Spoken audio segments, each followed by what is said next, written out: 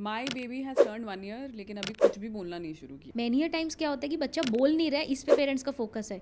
कोई ये नहीं सोचता है कि क्या ये ऐसा तो नहीं कि ये सुन नहीं रहा है इसलिए नहीं बोल रहा है। अच्छा अब इसने बोला कि नहीं, अब ये इसने बोला कि नहीं, ये एक एंजाइटी क्रिएट कर रहे हैं। अगर बच्चा लेट्स से कि बोलना बच्चे ने शुरू कर दिया था एंड फिर फॉर वट एवर रीज़न उन्होंने बोलना कम कर दिया है, Indian government has also taken बहुत स्टेप्स की हियरिंग स्क्रीनिंग हर बच्चे की हो। किस तरीके के डिसऑर्डर्स हो सकते हैं बच्चे को? When do you get a child into therapy? तो 2 साल का बच्चा हो गया है बट लेकिन अभी तक फर्स्ट वर्ड नहीं आया है। Peer interaction is very important for this. तो मुझे लग रहा है ना कि I think fundamentally then the problem is this mobile phones. तो क्योंकि वहाँ पे कंप्लीटली वन वे कम्युनिकेशन है, चाइल्ड इज जस्ट लिसनिंग, वहाँ पे उसको बोलने की कोई अपॉर्चुनिटी नहीं है। That's the key difference. Hello everyone, this is Aakriti. My baby has turn 1 year लेकिन अभी कुछ भी बोलना नहीं शुरू किया। थोड़े बहुत इंटरेक्शंस कर रहे हैं, पता नहीं ये स्पीच डिले है, कुछ करना चाहिए या नहीं करना चाहिए। हियरिंग में तो कोई प्रॉब्लम नहीं है। आई थिंक हियरिंग के बारे में हम कम सोचते हैं, स्पीच डिले के बारे में ज़्यादा सोचते हैं। बट एज न्यू पेरेंट्स हम लोग सारे लोगों को ये सारे डाउट्स तो आते ही रहते हैं कंटिन्यूसली। ये एपिसोड पर्सनली मेरे लिए खुद बहुत इंटरेस्टिंग है क्योंकि my daughter has also turned 1 year and अब वो थोड़े बहुत छोटे छोटे वर्ड्स बोलती है या फिर कुछ एक्शंस करती है और मैं कंटिन्यूसली सोचती रहती हूँ कि ये राइट डायरेक्शन में है या नहीं, कोई स्पीच डिले तो नहीं है। अब कितने ऐसे क्वेश्चंस के साथ आप डॉक्टर्स के पास जाओगे, राइट? इस कन्फ्यूजन को दूर करने के लिए हमारे साथ आज है doctor Neha Banerjee, who is an experienced audiologist and speech language pathologist. अगर आपकी फैमिली में कोई स्मॉल बेबी है या इवन अगर कोई अडल्ट है जो कि हियरिंग चैलेंजेस फेस कर रहे हैं, अगर आप स्पीच प्रोग्रेस के लिए वरिड हैं, तो ये एपिसोड स्पेसिफिकली आपके लिए है। So let's welcome doctor Neha Banerjee. Hello doctor, कैसे हो आप? हाय, आई एम गुड। हेलो आकृति, so thanks for inviting me. तो हम एंटर करते हैं अपने फर्स्ट सेगमेंट में, जिसमें हम डीप डाइव करेंगे जब बच्चे बोलना सीख रहे हैं, बिल्कुल ही अर्ली स्टेज। तो फर्स्ट क्वेश्चन, अब ये भी मुझे भी जानना है, आई एम ऑल्सो इंटरेस्टेड। बच्चे कब से बोलना शुरू करते हैं एक्चुअली? कब पेरेंट्स को वरी करना शुरू कर देना चाहिए? कब बोलना शुरू करते हैं? अगर मैं बहुत ही इनिशियल देखूं तो जब बच्चा पैदा होता है उसके बाद राइट कि वो रो रहा है तो रोने से ही फर्स्ट कम्युनिकेशन स्टार्ट हो गया है, because that is the first thing कि बच्चा अपने आप को एक्सप्रेस करना शुरू कर रहा है ना। एंड अगर मैं उससे भी पहले जाऊँ तो एक्चुअली व्हेन द बेबीज जब मदर के वोम में है तभी वो kicks and everything that's also part of the communication. या the baby is telling you, don't you have seen mothers की मुझे भूख लगती है तो मुझे किक फील होता है, फिर मैं कुछ खा लेती हूँ तो बेटर फील होता है, या मैंने कुछ अच्छा खाया तो मुझे किकिंग फील होती है। मतलब डिफरेंट एक्सपीरियंस हो सकते अच्छा, हैं। मुझे ये नहीं पता था, मुझे लगता था कि आप मीठा खाते हो तो फिर जैसे नो, मीठा खाने से क्या है कि बच्चा एनर्जेटिक हो जाता है, suddenly there is a glucose and all everything and then there is a lot of kicking, active energy मिल गई है बच्चे को। But it's all communication ultimately. मतलब लेट्स देन जंप इनटू वो वाला पार्ट जहाँ पे बच्चे कम्युनिकेट करना शुरू कर दें। so right from the birth, gestures या words. yes, so one is like crying के मीडियम से बहुत कुछ एक्सप्रेस करते हैं, उनको दर्द हो रहा है या कुछ भी, that is the first thing.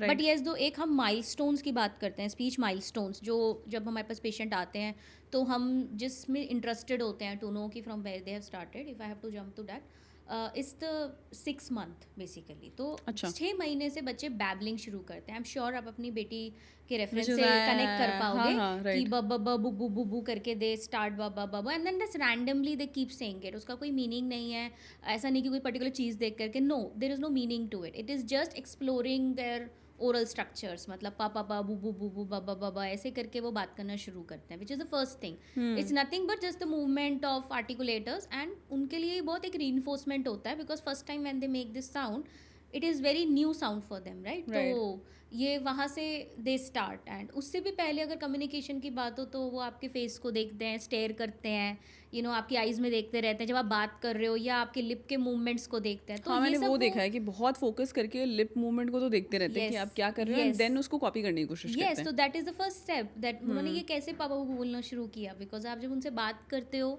During those 4-5 months के टाइम पे, तब वो आपके लिप्स को बार बार देख रहे हैं, जो भी उससे बात कर रहा है उसको देख रहे हैं कि ये कुछ एक ऐसी चीज़ है जो जब ये मूव कर रही है तो उनको समझ में आने लगता है कि इसका कुछ रोल है। एंड देन स्लोली उनके मसल्स एंड ऑल स्ट्रेंथन होते हैं, ओरल स्ट्रक्चर स्ट्रेंथन हो रहे हैं, फिर वो एक्सप्लोर करना शुरू करते हैं, और जब वो अपने आप को ऐसे बोलते हुए सुनते हैं तो वो एक रीइंफोर्समेंट होता है, पॉजिटिव रीइंफोर्समेंट, एंड देन फिर वो उसको और बोलते हैं। जब फर्स्ट टाइम बोलते हैं तो सुनते हैं तो उनको लगता है ये कुछ नया है, and then they try to speak it more, and then parents का या उनके साथ में जो भी हैं, ग्रैंड पेरेंट्स हैं या फैमिली में जो भी हैं, उनका उस चीज़ को बहुत हैप्पीली उसको यू नो रिस्पॉन्ड करना कि यू नो अरे वाओ यू सेड दिस और समथिंग, तो बेबी और भी एंथुजियास्टिक होता है और फिर उसको और करता है, and then it goes on. And then worry about is like जब भी ये milestones अपने इस एज से नहीं मतलब अचीव हो रहे हैं, like it's been 8 months 9 months and usually babbling तो हो जाती है, babbling में उतना डिले ऐसे नहीं होता है, ये हो सकता है कि 8-9 महीने में babbling अचीव हुई हो, उसके बहुत सारे कारण भी हो सकते हैं। मोस्टली हेयरिंग लॉस केसेस में हम देखते हैं कि वहाँ पे कई बार बैबलिंग टाइम से भी होती है, 6 मंथ्स पे भी कई बार पेरेंट्स बोलते नहीं 8 महीने के अराउंड बैबलिंग शुरू किया था, बिकॉज ऑब्वियसली कहीं ना कहीं वो एक जो ऑडिटरी इनपुट मिलना था उसको जिस टाइम पे वो उसको मिला नहीं है ड्यू टू हेयरिंग लॉस, तो जो ये रिस्पॉन्स भी है that has got delayed in some way, but definitely babbling तो हो ही जाता है। तो let's say babbling around 6 months के अराउंड एक्सपेक्ट करना चाहिए, माइलस्टोन। एंड उसके बाद when can they start saying the first word, I think word भी नहीं, वॉवल्स, लेट्स से जैसे कि मम मम मम मम, जैसे कि अगर माँ बोलना शुरू किया तो वो मैं बोलते रहते हैं, दैट इज ऑल्सो बैबलिंग? ये no that comes under babbling, but it when we say first word, so for us word is always like which has a meaning, refer to someone, yes, so like say वो पहले से जब वो babbling कैसे होता है कि वो usually पापा ब यही म प ब यही साउंड्स होती हैं जो usually वो तो कोई एक साउंड करके फिर उसका मीनिंगलेसली वो मतलब वो बोलते रहेंगे, और फिर धीरे धीरे with in 1 or 2 months you will also see them ग्र ग्र ये सब भी करना, कूइंग करना, all these तो back sounds have started developing, you know, तो different speech sounds come into the picture, usually starts from the front, जो कि उनको बहुत दिखता है शुरू में प ब म लिप्स के मूवमेंट से, एंड देन जो बैक साउंड्स है हमारी क ख ग, वो कूइंग के वे में डेवलप होती है, तो वो बाद में अराउंड 7-8 months आता है, and then by the time they become 1 year they understand because you keep telling them ये मम्मा है ये पापा है, ये मम्मा है ये पापा है, एंड सो दे अंडरस्टैंड कि ये माँ और पापा ये, एंड यूजुअली वी से कि बच्चा सबसे पहले मम्मा बोलता है बिकॉज इट्स मच ईजियर मम्मा बोलना, तो बट लेकिन अनलेस एंड अनटिल उसका मीनिंग नहीं पता हो उसे, then that is not the first word, that is just a sound for the baby. If they are able to also recognize you yes, with it. अगर आपको देख के मम्मा बोले, the first time when they say you become so happy, and then every time you ask them to speak it again and say mama mama, so you know they start associating meaning with it, तो उसका एक मतलब जुड़ने लगता है उनका, and then it become more interesting because that's right. yeah, because then you want them to learn more words, and then they start picking up more because so ये किस एज के अराउंड होना चाहिए कि so वो first word usually 1 year तक association होने लगना 1 year 1 month 2 months, you know, around that time most of the children achieve and that. उसके बाद फिर जो नेक्स्ट वर्ड्स पिक करने हैं, हाँ, वो एक प्रोग्रेशन होता रहेगा धीरे धीरे, they will और वो start ऐसा नहीं है कि speaking. वो फटाफट होने लगेगा फिर? नहीं मतलब डेफिनेटली एक रैपिड ग्रोथ तो होगी, क्योंकि इन दिस एज जो बच्चे हैं वो बहुत रैपिडली ग्रो करते हैं, मतलब कि बहुत जल्दी जल्दी न्यू वर्ड सीखता है, इसलिए पेरेंट्स को मतलब you know have to very cautious also कि हम क्या बोल रहे हैं या बच्चा क्या सुन रहा है, क्योंकि जो सुनेगा वही वो सीखता है, यू नो, तो we have to very cautious कि what they are listening, what they are expose to, ये सब कुछ बहुत ध्यान रखना पड़ता है, क्योंकि वो कोई भी कुछ नया सुन के उसको ट्राई करना, it's all experimenting for them, and अगर पेरेंट्स उस चीज़ को रीइंफोर्स करते हैं with a very happy gesture and all that, या ग्रैंड पेरेंट्स, तो वो एक पॉजिटिव रीइंफोर्समेंट है, तो वो उसको बार बार करेंगे क्योंकि उनको भी अच्छा लगता है कि उनके लिए क्लैप किया जा रहा है and everybody is happy around them. मुझे तो ये फनी लगता है जैसे कि so my daughter will tell me मामा मामा, एंड वो अपने पापा को नाम बोलती है, just the opposite, I don't know why. So always उनको ही नाम बोलती है या is just randomly like let's say, मतलब शी सेज नाम many times, but if you say कि जैसे ये जाके पापा को दे आओ या कुछ भी, तो नाम करके शील गुड़ू पापा, तो इसको हम बोलते हैं जार्गन स्पीच एक तरीके से, मतलब अच्छा। बच्चे जब वो प्रॉपरली करेक्टली साउंड या करेक्ट वर्ड नहीं बोलते तो वो अपना ही एक वर्ड बना लेते हैं, जैसे बहुत एक फ्रीक्वेंटली देखा है कि पानी नहीं सीखता है बच्चा एकदम से, कई बार हम मम सिखाते हैं, you know, because it's very easy, तो हम मम वर्ड एसोसिएट करते हैं पानी के साथ में, तो आप देखोगे कि बच्चे मम बहुत जल्दी सीख के और पानी को मम बोलने लगते हैं। बट यस, उसको बहुत टाइम के साथ में फिर फेड अवे भी करना पड़ता है, बिकॉज उनको एक्चुअल वर्ड भी सीखना है। अगर आप मम्म ही कंटिन्यू करेंगे तो फिर वो वो वही मम्म में बोलते ही रहेंगे। अटक के रह सो जाएंगे। बेसिकली jargon is जब वो अपने हिसाब से कुछ सेट कर ले रहे हैं, Yes, so they because- know it has to be a different word. Because they're exploring, so Right. it can be anything, and you always have to appreciate. And this learning of language, learning of like speech, ये to how to speak, ये एक ongoing process है, ये 1 day का नहीं है, ये 2 days का नहीं है, this is right from the birth or even before the birth, and then continues up to at least 3 years. They learn. But how do you like let's say कि जैसे कि कुछ वॉवल्स अगर सीख लिया, जैसे कि माँ बोलना शुरू कर दिया है, ना बोलना शुरू कर दिया, etcetera etcetera, yeah. How do you get them to say another vowel? I think that's a separate journey all together ना. So, जब हम बात करते हैं तो हम कोई एक साउंड या 2 साउंड नहीं बात कर रहे, हमारी जो स्पीच है वो एक मिक्सचर ऑफ Multiple है, साउंड्स है, right, हाँ. And they are listening it, picking it up and exploring it, and it's there in the environment. तो when we talk about languages, so Indian languages में itself there are so many variations. हमारे Hindi language में कुछ sounds हैं जो कि south Indian sound में नहीं है. तो like say for example I can tell you ह, हमारे हिंदी में ह है, बट लेकिन वहीं आप तमिल में जाएंगे तो वहाँ पे ह साउंड नहीं है उनके उसमें. तो लाइक बट जबकि वो सब THI मतलब जैसे But that टी को is- भी ठ बोलेंगे वो. हाँ, बट लेकिन हाँ. जैसे मेरा नाम है नेहा, तो my classmates back in college Tamilians they used to call me Nega. The reason being कि मतलब द थिंग इज बिकॉज उनके स्क्रिप्ट में हाँ नहीं है. अच्छा. देयर इज नो हा is there in the in I think re is also not there in certain scripts because in and then you have certain sound like र, हिंदी में कुछ साउंड है जो कि बाहर नहीं है. मैं मलयालम की बात करूँ तो उसमें कुछ न के बहुत सर्टेन वेरिएशंस हैं, ल के सर्टेन वेरिएशंस हैं जो हम लोग यूज टू नहीं है. अगर हम सुनेंगे तो हमें सेम ही लगेगा. तो ऐसे करके बेबीज जब बड़े हो रहे हैं तो वो बहुत सारी साउंड सुन रहे हैं एंड बहुत सारी साउंड्स एक्सप्लोर भी कर रहे हैं.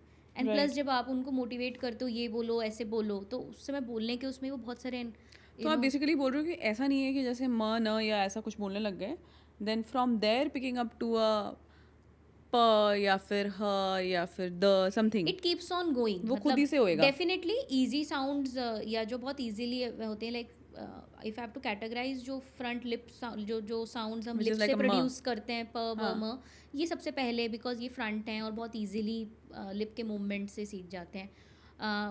And then the last one और the very difficult one is आपका र, बिकॉज में आपको टंग को रोल करना पड़ता है. तो ये जो साउंड है ये इनफैक्ट इवन 3 years पे भी अचीव नहीं होता है. ये एक ऑनगोइंग प्रोसेस है. By 4 or 5 years it will be clearly babies will be speaking raw.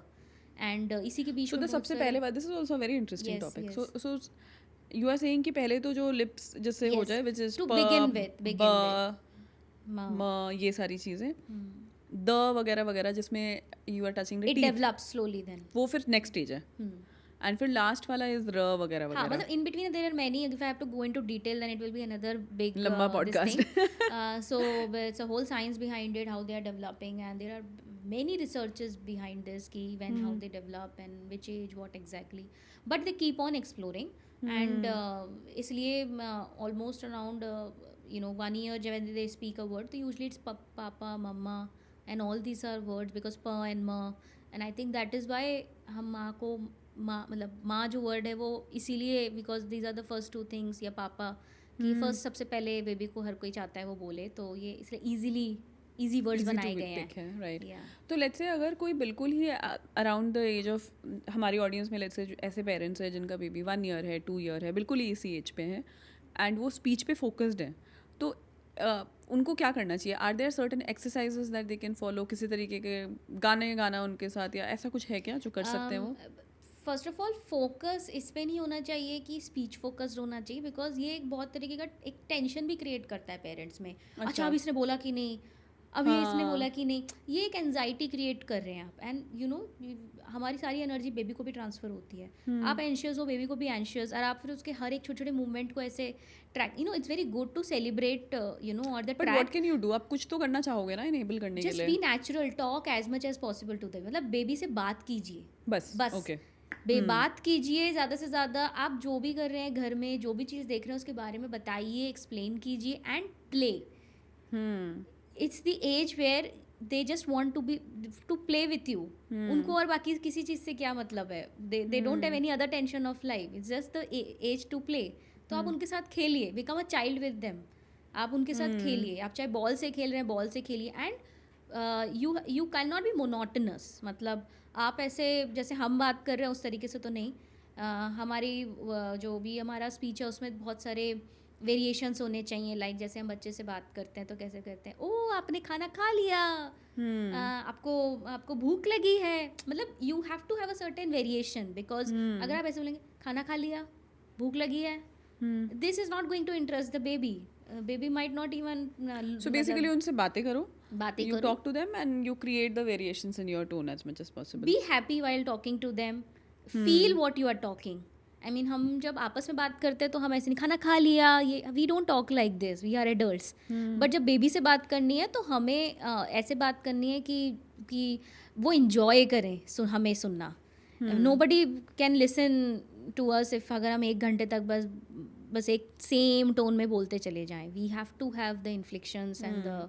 I think इसमें बहुत सारे वो सारा कंटेंट भी आई हैव सीन जिसमें देर आर वेज जैसे you should talk to a baby. जैसे फ्यू थिंग्स आर एग्जैक्टली ऐसा कि एक तो है कि बिल्कुल ही चाइल्ड लाइक वॉइस में तो मत ही बात करो. Yes yes, that's not needed. You talk to them as जैसे आप बात करते हो, क्लियर वर्ड्स में. Speak in your normal voice. But the speech basically voice में कोई चेंज की जरूरत नहीं है.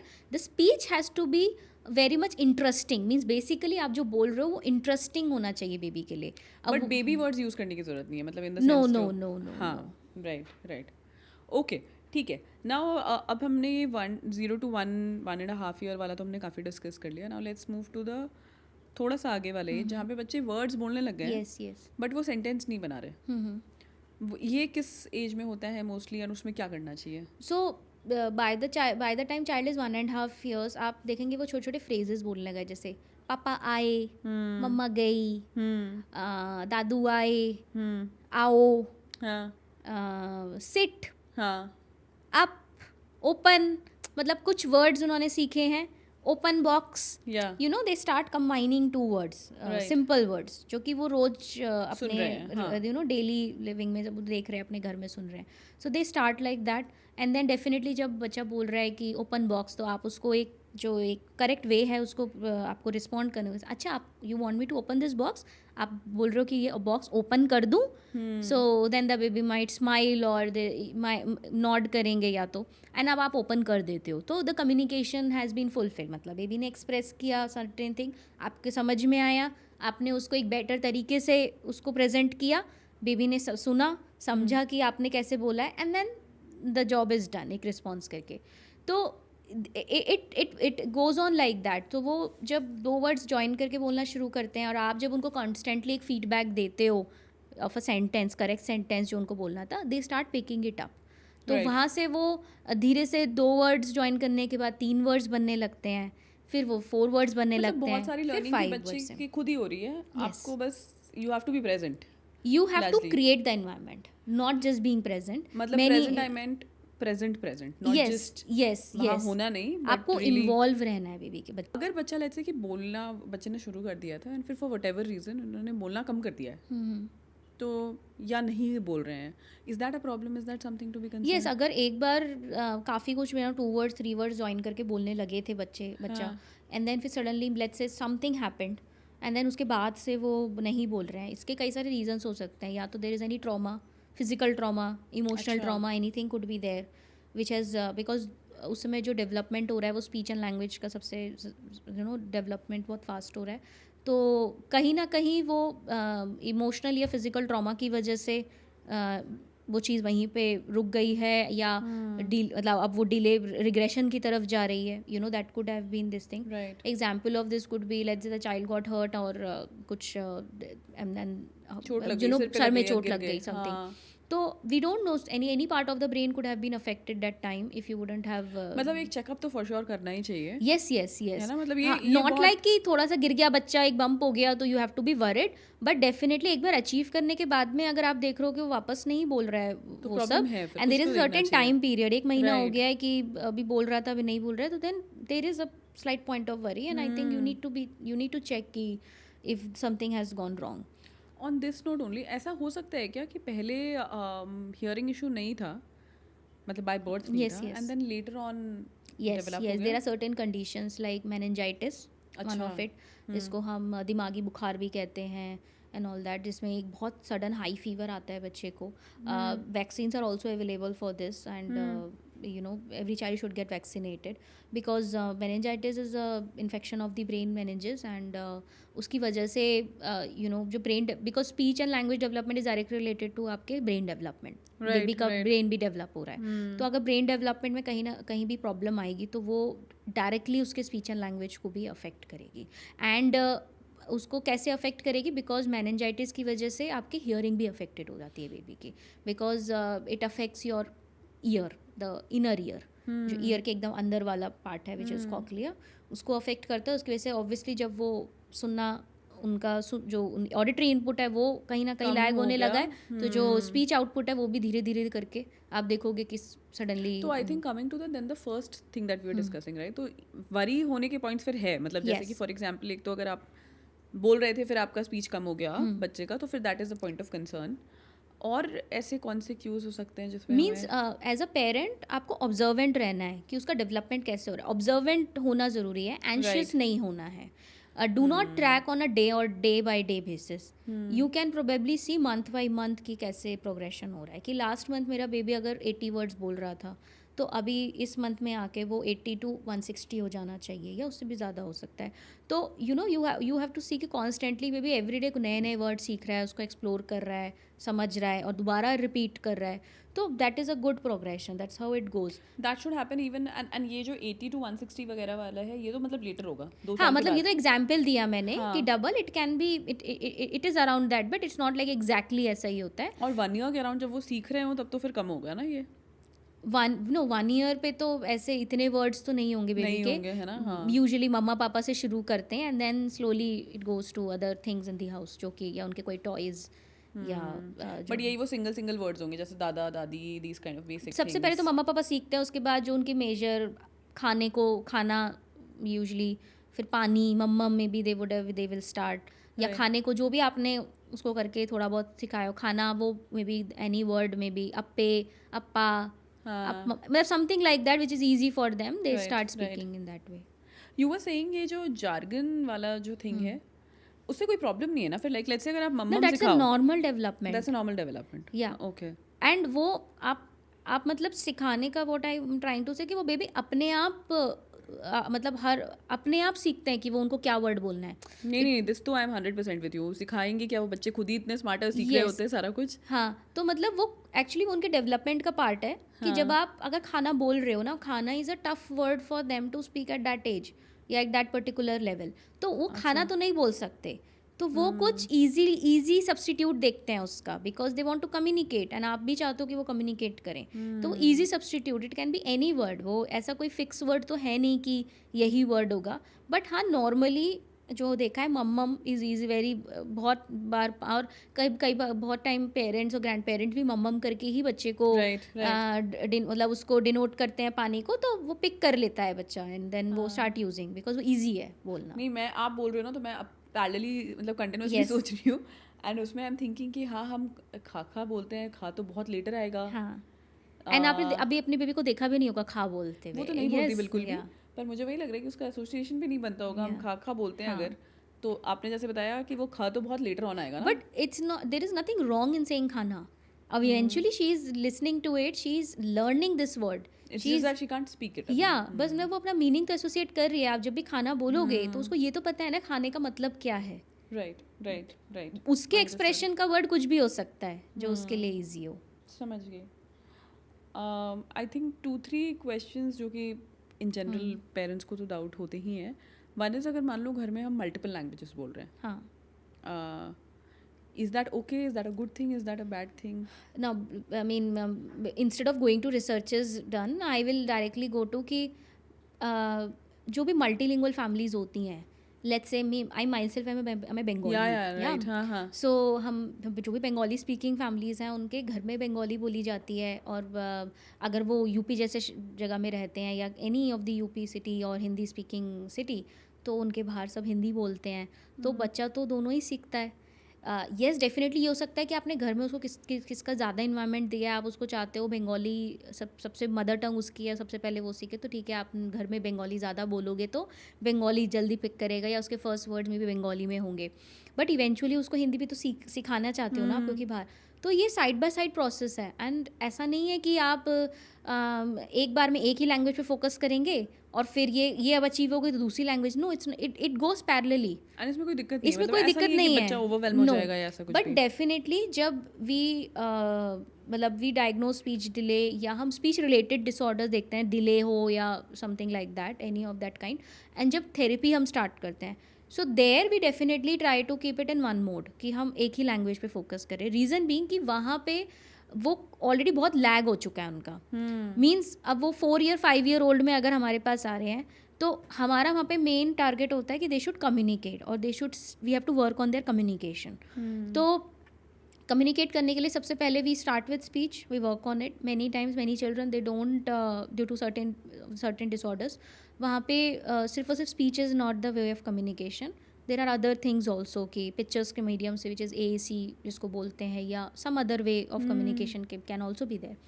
तो अगर हम स्पीच पे ही फोकस कर रहे हैं तो I mean it's not like कि वो जो एक नॉर्मली टिपिकली ग्रोइंग बच्चा है वो तो सारी लैंग्वेजेस सुन रहा है, आप इंग्लिश भी घर पे बोल रहे हो, उसको एप्पल भी सिखा रहे हो, ठीक है, फिर कहीं ना कहीं वो सेब भी सुन रहा है, बट डेफिनेटली वो डेवलप हो रहा है धीरे धीरे। ऐसा नहीं है कि वो कोई वन डे प्रोसेस है, उसने एक दिन उस चीज़ को सेब सुना, एक दिन उसने चीज़ को एप्पल सुना, और ये डेली घर में हो रहा है, तो उसको समझ में आ रहा है कि इसके 2 नाम है, ये 2 चीज़, ये मतलब एक ही मतलब है, आप कर सकते हो, फिर कर ऐसा नहीं सकते है हैं, कि हाँ। बट लेकिन डेफिनेटली जब थेरेपी स्टार्ट करते हैं तो हम पेरेंट्स को बोलते हैं कि अभी एक हम बहुत ही स्ट्रक्चर्ड प्रोसेस में जा रहे हैं, अभी हम चाहते हैं कि बच्चा कम्युनिकेट करे, एंड हम यहाँ पे कन्फ्यूजन नहीं क्रिएट करना चाहते एट दिस स्टेज, क्योंकि अभी ऑलरेडी बहुत लैग हो चुका है। किस तरीके के डिसऑर्डर्स हो सकते हैं बच्चे को? When do you get a child into therapy? So any starting from speech delay, तो 2 साल का बच्चा हो गया है, बट लेकिन अभी तक फर्स्ट वर्ड नहीं आया है, लेट्स से मम्मी पापा नहीं बोला है। अच्छा, बेसिक वर्ड्स भी अगर नहीं हाँ, बोले। मम्मा पापा में भी मम्मा बोल रहा है, बट लेकिन अगर आप उसको बोलो ये मम्मा को दे दो, तो उसको नहीं पता कि इन 2 में से मम्मा कौन है, बिकॉज उसका मीनिंग नहीं पता मम्मा का, या आपने पापा बोला तो उसको पापा का मीनिंग नहीं पता है। और या फिर वो पापा को देख के ही पापा नहीं बोलता, या मम्मा को देख के ही मम्मा नहीं बोलता, जस्ट नॉर्मली मम्मा बोलता है। ऐसा कुछ नहीं कि जब मम्मा को याद कर रहा है तो मम्मा बोल रहा है, क्योंकि कोई मीनिंग नहीं है उसके साथ में, तो डेफिनेटली वो फर्स्ट वर्ड अचीव नहीं हुआ है अभी, right, is just a random thing which the baby is speaking. Okay, so there is definitely a worry point, and एक स्पीच डिले है 2 साल के अराउंड। नहीं, it could be at any 1.5 years पे भी अगर there is not a word, तो there should be a check once, ठीक है। तो हमें देखना तो पड़ेगा कि रीजंस क्या हैं इस सबके, बट लेकिन हाँ yes 2 years is definitely a age जहाँ पे काफ़ी पेरेंट्स वरीड, या आप बहुत एविडेंटली देख सकते हो कि speech development is not up to the mark. Common ना, मतलब बहुत बच्चों में होता है। yes, because by 1.5 years babies speak, कुछ बेबी तो बोल, स्पीक, हाँ, यस हाँ। बेबीज डू स्पीक, मतलब वो काफ़ी कुछ बोलने लगते हैं। तो अगर अब 2 साल का हो गया और तब भी अगर मतलब अगर And इसके words रीजंस नहीं लाइक है, अब जैसे अगर आई थिंक अब तो मैं बहुत लोगों को तो सुनती हूँ कि स्पीच डिले से वरिड है, yes. या तो हम पहले वरी नहीं हो करते थे इसके हाँ, बारे में, हाँ। या फिर coming back to the point that you were saying कि फैमिलीज अब मोर एंड मोर न्यूक्लियर हो गई हैं, तो फिर बात करने के लिए भी नहीं है continuously. But what about day care etcetera, वहाँ पे तो बातें होती होंगी नहीं? As far as my experience is concern with the babies, because see ऐसा तो नहीं, बच्चे को कोई अकेला तो नहीं छोड़ता है, डे केयर में रहता है, या बच्चा घर पे ग्रैंड पेरेंट्स के साथ रहता है, या पेरेंट्स के साथ मतलब मदर के साथ रहता है। तो अब मैक्सिमम लोग obviously day care is a very widely family, तो आप डे केयर में तो डे केयर में तो होता ही है, बोथ पेरेंट्स आर वर्किंग। तो डे केयर में क्या होता है, यूजुअली बहुत कम ऐसे डे केयर जो असिस्टेंट्स हैं जो कि बच्चे के साथ पूरा दिन इन्वॉल्व होकर के बात करते हैं, because see you have to understand there are so many, इतने सारे बच्चे हैं वहाँ पे, क्या हर बच्चे को इक्वल अटेंशन मिल रहा होगा? नहीं। डे केयर में जैसे आप कह रहे थे कि बहुत बच्चे होते हैं, तो ऑफकोर्स वो सबको अटेंशन नहीं दे पाते होंगे। आई थिंक डे केयर में बच्चे बहुत सोते भी हैं। हाँ, मतलब वहाँ पे उनकी हाँ। बेसिक नीड्स फुलफिल की जाती हैं यूजुअली, कि खाना खिला दिया फिर सो गए। पीयर इंटरेक्शन डेफिनेटली बहुत ज़रूरी है कि आपस में एक दूसरे से बात करें। अच्छा, बच्चों को इससे फ़र्क पड़ता है अगर सेम एज के बच्चे एक दूसरे से के आसपास पीयर हो? Interaction is very important for the babies. अच्छा, is it? Okay, yes, definitely एक दूसरे बच्चे को देख के एक बच्चा तो बहुत खुश होता ही है. आपने देखा होगा पार्क्स में, आपने अपनी डॉटर को भी देखा होगा, वो जब अपनी एज के दूसरे बच्चे या किसी भी और बच्चे को देखती आई है टेल तो यू, वो मतलब एक चीज़ जो मुझे बहुत सरप्राइजिंग लगी थी, Yeah. And that's when I started actively thinking about या कि मैं उसको कहीं पे भेजूँ 1 घंटे के लिए. तो ये मेरी डॉटर ओनली चाइल्ड है. इसका कज़न आया हुआ था at home, and he was there at our home. मतलब Toshu is 2 years elder to her. He was there at home for 4-5 days. I could see कि वो बहुत वर्ड्स बोलने लग गई, बहुत सारे नए नए वर्ड्स बोल रही थी और उसके साथ साथ कुछ कुछ एक्सप्लोर कर रही थी. And I was very surprise. इसलिए मैं आपसे मतलब इसके बारे में और भी जानना चाहती हूँ कि क्या होता है, does it really matter? No obviously see we all bond with our same age group. हम लोग भी काफ़ी कंफर्टेबल होते हैं, है ना. तो children also get comfortable with their own age groups और बहुत जल्दी पिकअप भी करते हैं. बिकॉज मेन आप देखोगे 2 बच्चे जब मिलते हैं तो वो क्या करते हैं, वो बैठ के ऐसे बातें नहीं, वो खेलते हैं, घूमते रहते हैं एक दूसरे के पीछे. खेलते रहते हैं. तो खेल खेल में जो वो सीखते हैं ना, वो उनके लिए बहुत एक इंटरेस्टिंग होता है. बहुत बिल्कुल भी स्ट्रेसफुल इन्वायरमेंट नहीं होता, वो मोस्ट इन्जॉयबल टाइम होता है. और जब हम सबसे कम स्ट्रेस्ड होते हैं, हम सबसे ज़्यादा सीखते हैं, सबसे ज़्यादा फोकस्ड होते हैं. यू नो हम नई चीज़ें सीख रहे हैं, वो क्या कर रहा है वो भी सीख लेते हैं. Right. बहुत सारी शैतानियाँ भी सीख लेते हैं बच्चे दूसरे बच्चों से. हाँ, तो हाँ. वो एक मज़े वाली Which is उनकी okay, but होती ठीक है, है. हाँ, वही तो. वो वर्ड्स भी सीखते हैं. एंड कई बार ये भी आपने देखा होगा, मतलब बहुत सारे पेरेंट्स जब बोलते हैं कि ये दादी नानी के घर गया था बच्चा या दादा दी, तो वहाँ पे इसने बहुत कुछ सीखा. बिकॉज ऑब्वियसली वहाँ पे ग्रैंड पेरेंट्स हर समय बच्चे के साथ बात कर रहे हैं सारा दिन, पूरे दिन उसको कभी पार्क लेके जा रहे हैं, कभी घर में बहुत सारी चीज़ें सिखा रहे हैं. और बच्चे के लिए भी बहुत इंटरेस्टिंग है क्योंकि उसे इतना पैम्परिंग मिल रहा है, इतना प्यार मिल रहा है, तो वो भी इंटरेस्टेड है सब कुछ करने में. राइट. नहीं, that is true. I think वो तो मैं देखती हूँ कि एक तो मैंने ये वाला बहुत क्लियर डिफरेंस देखा था कि अगर बच्चे हैं इसके आसपास तो 1-2 दिन में फ़र्क पड़ जाता है. It's not even very long, 2-3 दिन में फ़र्क पड़ रहा है. दूसरा आई हैव ऑल्सो सीन की जैसे कि हमारी फैमिली अगर आई है कभी भी, तो हर किसी से कुछ कुछ नया स्किल सीख लिया. एक जने से डांस करना सीख लिया थोड़ा सा या समथिंग. या बिकॉज दे एंजॉय. एंड हम जब एंजॉय करते हैं तो हमारी बेस्ट लर्निंग हो रही होती है. अगर if I mean that's we all have तो मुझे लग रहा है ना कि I think fundamentally then the problem is this mobile phones. अगर एडल्ट्स हैं भी तो हम फ़ोन पे ही घुसे हैं, तो फिर बच्चे के साथ इंटरेक्शन और कम हो रहा है. Yes. And coming back to the previous question which you are saying कि मेन इशू क्या है या कारण क्या है कि why so many parents are worried about the speech और why so much of about the speech disorders. हम क्यों इतना ज़्यादा सुन रहे हैं आजकल की डिले है and all that. I mean one of the major issue is definitely screen. Screen कुछ भी आईपैड, टैबलेट, फ़ोन, लैपटॉप, इतना कुछ एक्सटेंसिवली हमारे डे टू डे लाइफ में घुस चुका है ये. और वो इंटेंशनली या अनइंटेंशनली बच्चों की लाइफ में भी घुस जाता है from the day they are born. Right है ना. तो social media content and all is full of this thing. And बच्चे भी पूरा उसमें डांस कर रहे हैं, सब कर रहे हैं एंड ऑल दैट. एंड कहीं ना कहीं हम वो एक पार्ट ऑफ एन्जॉयमेंट है सबके लिए एज अ फैमिली, बट हम कहीं ना कहीं भूल जा रहे हैं कि स्क्रीन टाइम बहुत ज़्यादा हो जा रहा है इसमें. जैसे कि कुछ लोग ये भी बोलते हैं ना कि अगर बच्चे स्क्रीन मतलब जैसे अगर कोई बेबी फ्रेंडली प्रोग्राम्स ही देख रहे हैं एट अ सर्टेन एज, तो उससे भी उनकी स्पीच लर्निंग होती है. कुछ भी स्पीच लर्निंग होती है नहीं होती. So everything has a particular dose. आप मेडिसिन कोई भी हो आपकी बॉडी के लिए अच्छा है, बट आप उसको अगर रिक्वायर्ड अमाउंट से ज़्यादा लेंगे तो वो आपके लिए घातक ही है. करेक्ट. कम लेंगे तो भी आपको इफेक्ट नहीं होगा. तो इट्स द सेम थिंग. आपको कुछ भी इंट्रोड्यूस करना है, अगर आप एक वीडियो भी बच्चे को दिखाना चाहते हैं और आप उसकी लर्निंग को इन्हांस करना चाहते हैं, तो उसका एक सर्टेन टाइम पीरियड होना चाहिए ना, कि वो उतने टाइम के लिए ही उसको देख रहा है.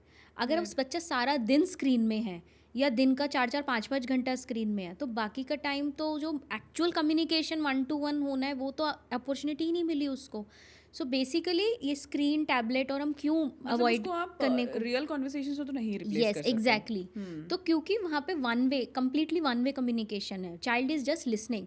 वहाँ पे उसको बोलने की कोई अपॉर्चुनिटी नहीं है. That's the key difference. हाँ, एग्जैक्टली. यहाँ पे आप मुझसे कुछ पूछ रहे हो, मैं आपको सुन रही हूँ, मैं समझ के सोच के फिर बता रही हूँ. This is a 2-way communication. Correct. But लेकिन जब आप उस बच्चे को स्क्रीन के साथ आप कुछ देख रहे हो, it's only just one way.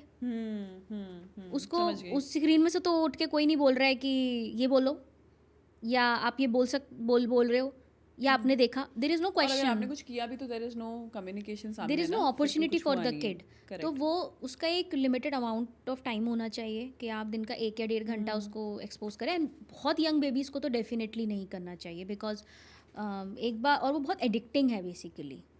हाँ आई थिंक हम पर्सनली काफ़ी सारे मतलब आई एम तो इन द स्पेस, तो मैं बहुत सारे एक्सपर्ट से बात करती रहती हूँ। One of them actually told me this कि बच्चा अगर स्क्रीन के सामने है ज़्यादा लंबे टाइम तक तो इट इज़ ऑलमोस्ट लाइक कि जो पोस्ट बॉक्स होता है ना, वो आपने लेटर को एनवेलप में डाला, वो एनवेलप पोस्ट बॉक्स के अंदर डाल दिया, फिर पोस्ट बॉक्स से वो लेटर निकाल लिया, उस लेटर को कुछ भी नहीं एडिशन हुआ, तो वो अंदर गया निकल गया, there is absolutely no value add that can happen parallelly. जब आप स्क्रीन देख रहे हो तो आपको खाने का टेस्ट नहीं आएगा, जब आप स्क्रीन दे रहे हो तो आपकी कोई और लर्निंग नहीं होगी and so on.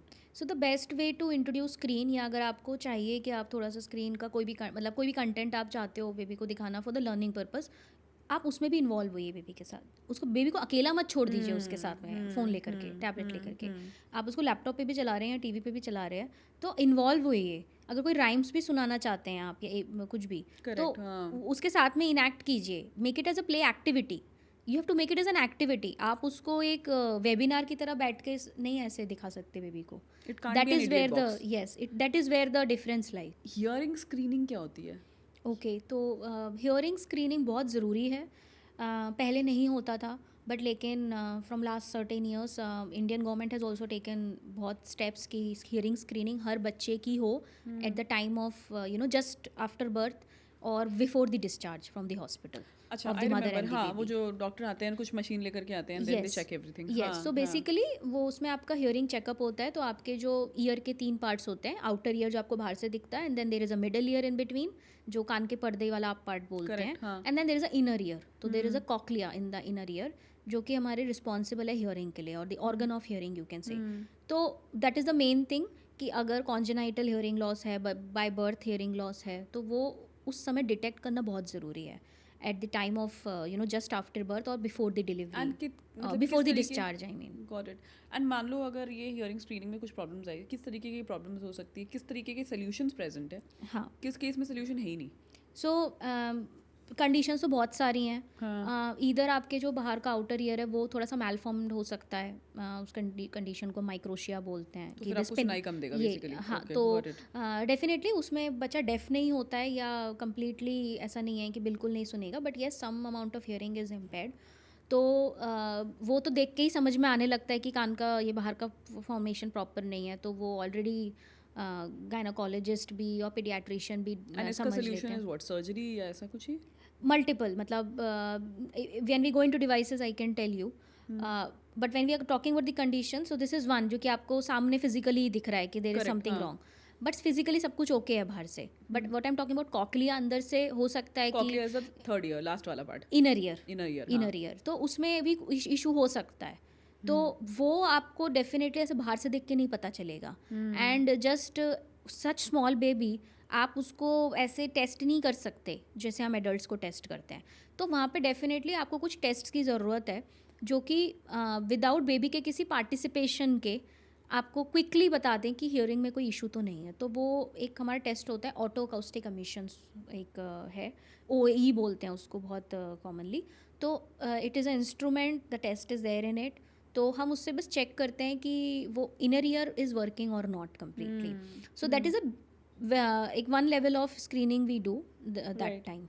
So that is what called is that hearing screening, or to be specific newborn hearing screening, एक newborn की कि जिससे पहले वो डिस्चार्ज। बट अब लेट्स से कि अगर किसी भी तरीके का इशू हो, ऐसा तो नहीं है कि we don't have solutions for it at all. जैसे बहुत सारे केसेस होते हैं ना जिसमें सोल्यूशन ही नहीं होता, और for example we have preventive, like I think rabies is one such thing कि उसमें प्रिवेंटिव सोल्यूशन है, लेकिन एक बार हो जाए तो फिर उसके बाद।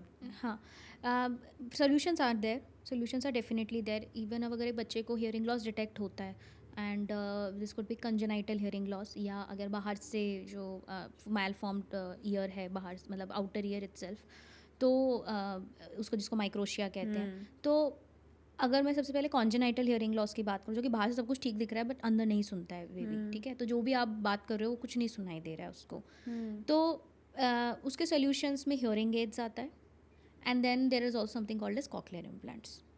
राइट. तो ये 2 सॉल्यूशंस हैं. कॉक्लियर इम्प्लांट्स में क्या होता है, मतलब you yes, so let me gate change into this it. thing. Okay. So hearing aids आप सब को दिखाई पता ही है, है कि हाँ. वो आपको दिखता है, कान की मशीन जिसको बोलते हैं कॉमनली. तो हियरिंग एड्स तो आप बच्चे को पहनाते हो, वो हमारी आवाज़ को बढ़ा करके बेबी के कान में देता है, या किसी के जो भी पहना है उसके यूज़र के कान में देता है, एंड वहाँ से वो सुनते हैं. हाँ. कॉक्लियर इम्प्लांट्स वो सोल्यूशन तब लेना पड़ता है बिकॉज जब हियरिंग एड्स नहीं बेनिफिट कर रही हैं, राइट.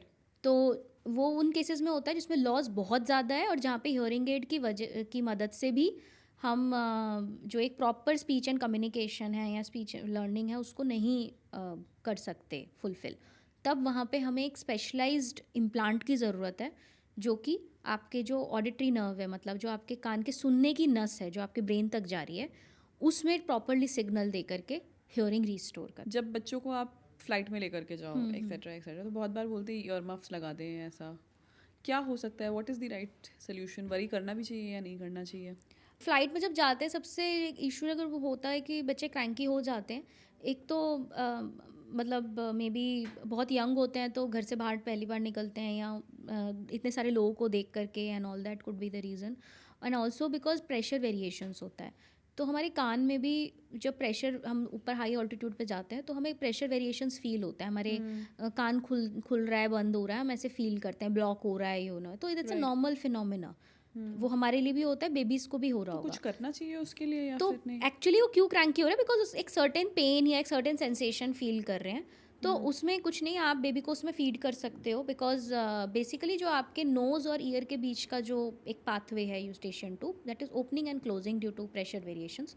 तो उस समय च्युइंग करना, जैसे हमें टॉफ़ीज़ दी जाती हैं, Right, हमें right. बोलते हैं च्युइंग गम खाइए अगर लग रहा है, राइट. तो हम, और बहुत स्लाइटली, नहीं तो स्वैलो कीजिए पानी, तो उसमें बेबी को आप फीड कर सकते हो. तो स्पेशली ये होता है टेक ऑफ एंड लैंडिंग के समय, तो you can feed the baby that time.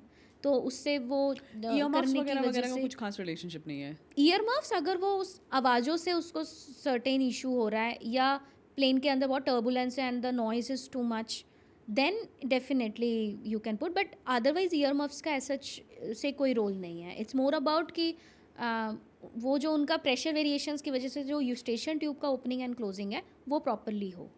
What about high noises, like for example मान लो कोई शादी अटेंड करनी है या फिर इस तरीके की चीज़ें, कोई पार्टी में जाना है, yes yes. So is that something to be concern about? क्या करना चाहिए? बच्चे को लेके जाना ही नहीं चाहिए या जा सकते हो आप? नहीं, जा सकते हैं डेफिनेटली, बट हमें अवॉइड करना चाहिए. And not just the baby, even we also. मतलब हमें भी, अगर हम डीजे के एकदम स्पीकर के पास में खड़े होंगे एंड सडनली उसमें एक लाउड साउंड हुई, जो कि कॉन्सर्ट्स या किसी में भी हो सकता है, तो you can damage your hearing. And अगर आप फ्रीक्वेंटली ऐसे उसमें जा रहे हैं और बार बार ऐसे लाउड नॉइजेज में, यू नो, जहाँ पे बहुत लाउड म्यूज़िक है उसमें अगर अपने आपको एक्सपोज करेंगे, तो धीरे धीरे आपकी हियरिंग डिट्योरेट होगी. वो एक बेबी को भी नुकसान कर सकता है. But baby would be more sensitive than us ना, या नहीं? इट्स नॉट लाइक दैट कि they are more sensitive, but definitely जब आप स्पीकर के पास होते हो तो आप जितना दूर जाते हो सोर्स ऑफ साउंड से, आप उतना ही उसको हल्का सुनते हो. आप एकदम उसके पास में खड़े होगे तो उसमें sudden sound can also be very harmful, and babies के लिए भी वो हार्मफुल हो सकती है. तो डेफिनेटली अगर आपको पता है कि आप बहुत लाउड म्यूज़िक में जा रहे हैं, तो बच्चे को डेफिनेटली उतना लाउड म्यूज़िक उसको अच्छा भी नहीं लगेगा. You will see the baby is not enjoying crying and all that. तो आप उसमें उस समय आप ईयर मफ्स यूज़ कर सकते हो बेबी के लिए, something like that, so that जो भी वो आवाज़ सुन रहे हैं वो But थोड़ी बिल्कुल कम avoid लेवल करने की पे जरूरत सुने. नहीं है, मतलब it's not that you can't go for parties या ऐसा कुछ. नो जाया जा यू सकता यू है. कैन, बट लेकिन थोड़ा सा आपको स्पीकर से दूर रहना चाहिए. मतलब you should not be standing very close to the with the baby for sure. कि लेट्स से अगर कोई पेरेंट सोच रहे हैं, and this is also for our audience, कि स्पीच थेरेपी करवानी है, नहीं करवानी है, एक्सेट्रा एक्सेट्रा, उनको क्या एक्सपेक्ट करना चाहिए? अगर कोई आपके पास आता है फॉर स्पीच थेरेपी, तो वो प्रोसेस कैसा होता है, क्या करते हैं, व्हाट्स द मॉड्यूल लाइक? तो सबसे पहले तो हमें डायग्नोस करना है कि इशू क्या है, and we have to find out कि कारण क्या हो सकता है. Because see, as we have discuss so many conditions and so much background behind this. अगर एक न्यूक्लियर फैमिली है, अब बच्चा ज़्यादातर डे केयर में ही रहता है, एंड आपका इन्वॉल्वमेंट बच्चे के साथ हार्डली ऑन वीकेंड्स है, वो भी आप कह रहे हो कि बहुत ज़्यादा नहीं हो पा रहा है, तो उस जो रूट कॉज है उसके स्पीच डिले का, अगर डायग्नोज हुआ है कि speech delay is the main issue, hearing wise everything is completely fine, then definitely हमें उस कारण के पीछे सबसे पहले थोड़ा सा वर्क करना पड़ेगा, हमें सर्टेन चेंजेस करने पड़ते हैं बीइंग पेरेंट। अब तो आई एडवाइज देम कि how you can spend time with the child, अब बच्चे के साथ टाइम कैसे स्पेंड करो, बिकॉज स्पीच थेरेपी मैजिक नहीं है। मतलब अगर कोई पेरेंट ये सोचता है कि मैं स्पीच थेरेपी के लिए लेके जा रही हूँ या जा रहा हूँ अपने बच्चे को, तो एवरीथिंग मतलब एक मैजिक की तरह हो जाएगा। No, it takes time. तो सबसे पहले तो हम डायग्नोज करते हैं, बहुत सारे हिस्ट्री पूछते हैं, बिकॉज सर्टेन मेडिकल हिस्ट्री भी हमें बताती है कि what could be the reason, and ये डिफ्रेंशिएट करना या ये रूल आउट जेनेटिक भी हो सकता है क्या इसमें? यस जेनेटिक भी होता है मैनी केसेस में, कि let's say genetic in the sense means if I have to say it can be in the way कि मतलब not directly from the parents, what I am trying to say, there is some abnormality जिसकी वजह से brain function is not working correctly. Let's say there is a brain development issue, तो वो सिर्फ brain development की वजह से जो भी इशू होंगे वो स्पीच में भी होगा, बाकी चीज़ों में भी होगा। तो वो कहीं ना कहीं हमें समझना पड़ता है कि अल्टीमेटली इसका रूट कॉज क्या है। सो पहला आप कह रहे हो कि आप डायग्नोज करोगे, यू विल लुक एट कि लाइफस्टाइल कैसी है, लाइफस्टाइल में कुछ चेंजेस कॉज हम समझने की कोशिश करते हैं। ओके, व्हाट एल्स, और क्या हो सकता है इसके एंड देन हमें रूल आउट करने हैं बहुत सारे फैक्टर्स, कि जैसे मैंने बोला एक हमें सबसे पहले हमें देखना है कि कोई साइकोलॉजिकल इशू तो नहीं है, देन वी ऑल्सो सी कि कोई हियरिंग इशू तो नहीं है। मैनी अ टाइम्स क्या होता है कि बच्चा बोल नहीं रहा है, इस पे पेरेंट्स का फोकस है, कोई ये नहीं सोचता है कि क्या ये ऐसा तो नहीं कि ये सुन नहीं रहा है इसलिए नहीं बोल रहा है। ये सोचना नहीं पॉसिबल होता है, बट लेकिन जब हम मेरे पास आते हैं या हमारे पास आते हैं तो हम उनसे ये क्वेश्चन डेफिनेटली पूछते हैं बच्चा रिस्पॉन्ड कैसे करता है, या जब घर में आवाज़ होती है तो कैसे रिस्पॉन्ड कर रहा है। फिजिकल चेक्स करोगे व्हिच इज हियरिंग वगैरह वाला चेक हाँ, हम सर्टेन टेस्ट करके पहले हियरिंग देखते हैं। अगर हमें उनके एक्सप्लेनेशन से ये जस्टिफाई नहीं हो रहा है कि hearing is completely all right और नॉट, या फिर वो खुद भी श्योर नहीं है, हियरिंग स्क्रीनिंग भी नहीं हुआ था बाय बर्थ। समझ गई। So there is physical, there is lifestyle, there is psychological, ये तीनों एंगल्स में आप लार्जली चेक करोगे। एंड देन इनको रूल आउट करने की कोशिश करते हैं, बिकॉज ये कुछ सर्टेन ऐसे फैक्टर्स हैं कि अगर ये इन्वॉल्व हैं इसमें तो फिर हमें इनके ऊपर भी वर्क करना पड़ेगा। And if all of this is also okay, then it could be related to like just a lifestyle. तो basically the child needs more stimulation, means उसको स्टिमुलेशन कम मिला है, स्पीच स्टिमुलेशन या लैंग्वेज स्टिमुलेशन। सो लाइक कि उससे बात ही कम की गई है, तो बच्चा जब उससे बात ही कम की गई है तो वो बोलेगा ज़्यादा कैसे। वो समझ गए। उसके बाद लेट्स से कि आफ्टर ऑल ऑफ दिस या what will happen, are there some exercises that you guys do, are there yes so हम उनके कुछ ओरल मसाजेस भी करते हैं to stimulate this part so that they start using it more. Then हम उनको introduce करते हैं वर्ड्स से, तो उनकी एज के हिसाब से उन्हें जो जो आना चाहिए, राइट। तो या जैसे लैंग्वेज स्पीच डेवलप होता है एक नॉर्मल बच्चे में, तो हम उनके साथ प्ले एक्टिविटी के जिसके लिए वो आपके पास रेगुलरली आते हैं। Yes, around 30 to 40 minute session होता है जिसमें बच्चे के साथ बस खेलते हैं, उसको नए नए वर्ड से इंट्रोड्यूस करते हैं, उसको सिखाते हैं। जैसे लेट्स से अगर मैं व्हीकल्स पे वर्क करने, मैं आई वांट कि ये बच्चे को व्हीकल्स पता होने चाहिए नॉर्मली, जो जैसे ऑटो, कार, बाइक, ये नॉर्मली देखते हैं एंड बच्चे बोलते हैं इसको, इनको समझते भी हैं। तो उसके साथ में एक प्ले एक्टिविटी करके उनके साथ स्टार्ट करना, उनसे बात करना, and then they start picking up words from there. और सबसे पहले समझना उनको समझना। कार बोला तो कार मतलब उनके माइंड में ये एक पिक्चर आ जानी चाहिए किसी कार की। तो that's how session starts, and then slowly हम लेवल उसका बढ़ाते जाते हैं, वर्ड्स से हम फ्रेजेस पे जाते हैं। बेसिकली इट्स फिजिकल सेशंस हैं वो जो आपके क्लिनिक में आकर के यस या एनी सेटअप में वो आकर के फिजिकल सेशंस कुछ ऑनलाइन सेशंस भी होते हैं, और ऑनलाइन भी होते हैं। वहाँ पे पेरेंट्स का रोल बहुत ही ज़्यादा होता है, because they are the one जिनको हम करते हैं। एंड कई बार ऐसा भी होता है कि कुछ लोग ड्यू टू डिस्टेंस या due to any other factor they can not bring the child, तो आप गाइडेंस भी ले सकते हो हमसे कि मैं सर्टेन 1 वीक का एक प्लान करके बताऊं कि इस वीक में मुझे क्या क्या इंट्रोड्यूस करना है, कैसे करना है। So all that can also be done. Okay, so now we have concluded a very interesting session with doctor Neha. मुझे तो बहुत मज़ा आया, आई मीन बहुत इन्फॉर्मेटिव था, बहुत सारे रैंडम कन्फ्यूजन्स भी क्लियर हो गए, एंड कितनी सारी चीज़ों पे हमने बहुत डिटेल में बात करी। So I really hope you enjoyed it. Parents, हमें बहुत एंशियस नहीं होना है। I am also a new mother, so हमें एंशियस नहीं होना है अगर थोड़ा सा लेट बोल रहा है। There are things for us to do. I think the biggest takeaway for me is कि अपने बच्चे से बात करें हम जितना हो सकता है, जितने तरीके से पॉसिबल है, we engage with them, and we are there when we are talking to them, we are there. So that's about it. But फिर भी अगर हम कहीं पे भी कंफ्यूज हो रहे हैं या फिर वी फील कि बच्चे को हेल्प की ज़रूरत है, then we should go ahead and reach out to people like doctor Neha, जो हमें काफ़ी हेल्प कर सकते हैं in this whole journey. Thank you so much. Please like, share and subscribe. I think this was a very useful content, and you can definitely share it with other parents who might find it useful too. Thank you.